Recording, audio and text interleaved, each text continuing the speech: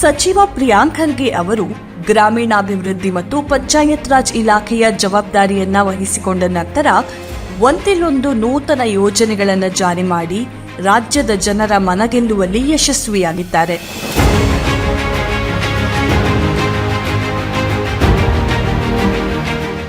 ನರೇಗಾದಲ್ಲಿ ಕೂಲಿ ಕೆಲಸ ಮಾಡುವ ಮಹಿಳೆಯರ ಮಕ್ಕಳ ಲಾಲನೆ ಮತ್ತು ಪೋಷಣೆಗಾಗಿ ಮೊದಲ ಬಾರಿಗೆ ಕೂಸಿನ ಮನೆಯನ್ನು ಜಾರಿಗೊಳಿಸಿದರು.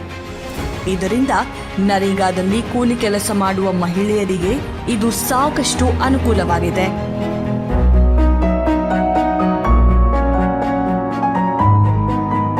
ಈ ಕೂಸಿನ ಮನೆಯಲ್ಲಿ 6 ತಿಂಗಳುಗಳಿಂದ 3 ವರ್ಷದವರೆಗಿನ ಮಕ್ಕಳನ್ನು ಬಿಡುವುದಕ್ಕೆ ಅವಕಾಶ ನೀಡಲಾಗಿದೆ. ಇಲ್ಲಿ ಮಕ್ಕಳಿಗೆ ಉತ್ತಮ ಪೌಷ್ಟಿಕ ಆಹಾರ, ಸ್ವಚ್ಛತೆ, ಕಲಿಕಾ ಸಾಮಗ್ರಿಗಳು ಇರಲಿವೆ. ಇನ್ನು ಇಲ್ಲಿ ಮಕ್ಕಳ ಪೋಷಣೆಗಾಗಿ ಆರೈಕೆದಾರರಿಗೆ ಉತ್ತಮ ತರಬೇತಿಯನ್ನು ಕೂಡ ನೀಡಲಾಗಿದೆ.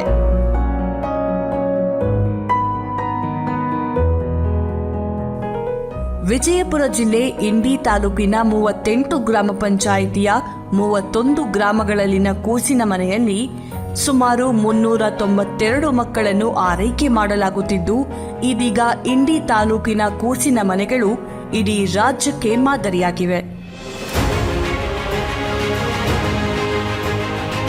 ಒಟ್ಟಾರೆಯಾಗಿ ಪ್ರಿಯಾಂಕ್ ಖರ್ಗೆ ಅವರು ನೂತನ ಯೋಜನೆಗಳನ್ನು ಜಾರಿ ಮಾಡಿ ಅವುಗಳನ್ನು ಸಮರ್ಥವಾಗಿ ಕಾರ್ಯರೂಪಕ್ಕೆ ತಂದು ಜನಮನ್ನಣೆ ಗಳಿಸುತ್ತಿದ್ದಾರೆ.